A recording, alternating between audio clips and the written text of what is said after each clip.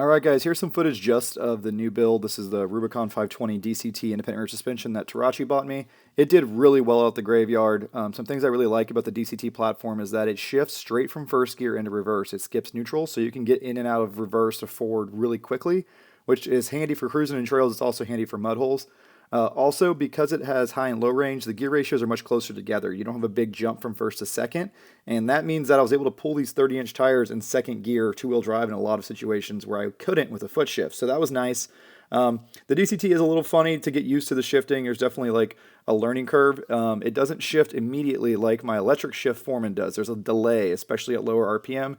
Also, if you're doing a water wheelie for a really long time, really far back, or you come out of the water and you're just like walking it out like I do, it will eventually kind of stall out and fall down. Sid's theory is that the clutch runs out of oil pressure, which kind of makes sense because the oil tank's in the front of the motor. But it's not a big issue for most people. You've got to be able to do a wheelie really, really far. As you can see, I did some wheelies in here far and it worked fine. It's more like a low RPM, really slow wheelie where it has some weirdness. But overall, I like the DCT. The automatic mode worked good, primarily because these 30-inch Aztecs are such a light setup. I'm on the 30-inch Aztecs here and the 14-inch Tarachi beadlocks. That tire and wheel setup is like under 50 pounds, which is crazy for a beadlock 30 mud tire. So automatic mode worked really good. I used auto most of the time. I just left it in low range the whole weekend and it did great. Obviously, a small gear reduction would be good, but it was definitely doable. The tires never came to a complete stop, even in the thick stuff.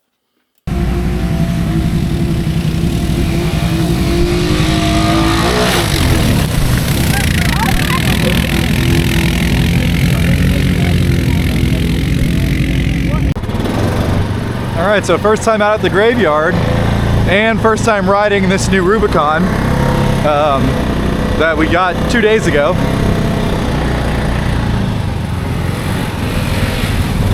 A little Polaris action. Some big side-by-sides out here. So this thing does the auto downshift like a Talon, which is kind of funny.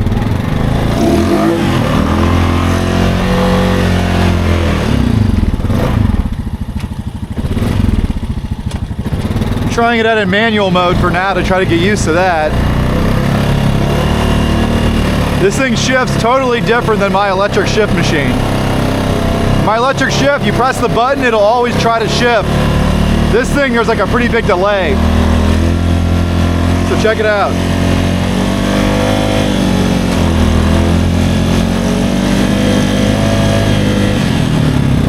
Pretty weird. All right, so playing with this thing, unlike my electric shift machine or my foot shifts, I can't launch it in second gear.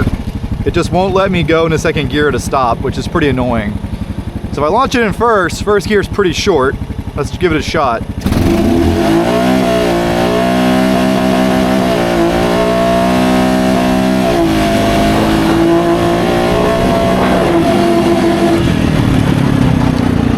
Gearing's fairly close together.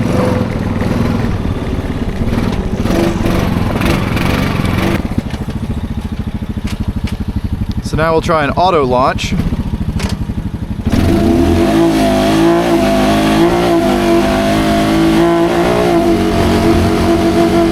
So having the high and low range is kind of nice because it puts your gear ratios closer together, which gives you more options. You don't have that giant jump from first to second gear.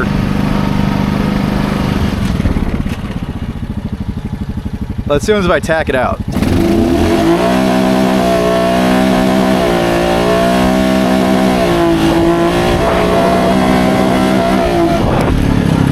Works pretty good.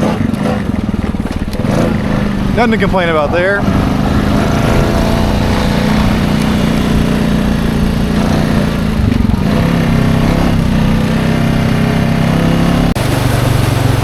So I'm riding a lap around the graveyard and automatic mode actually works pretty good on this thing.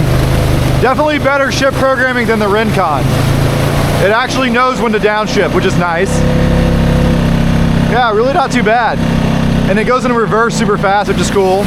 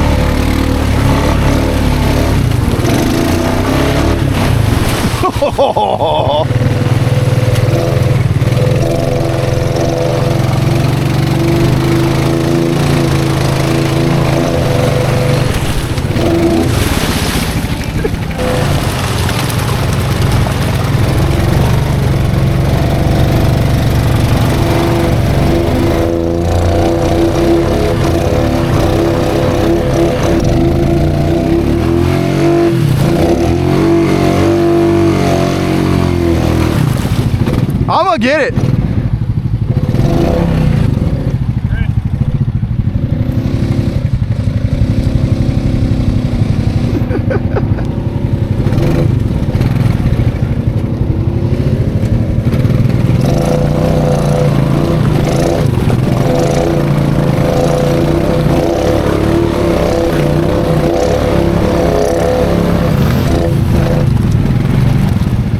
This is definitely the hardest I've ever beat on a DCT form in Rubicon. I've never owned one before. Usually I'm working on my friends or my customers, so I don't try to break them.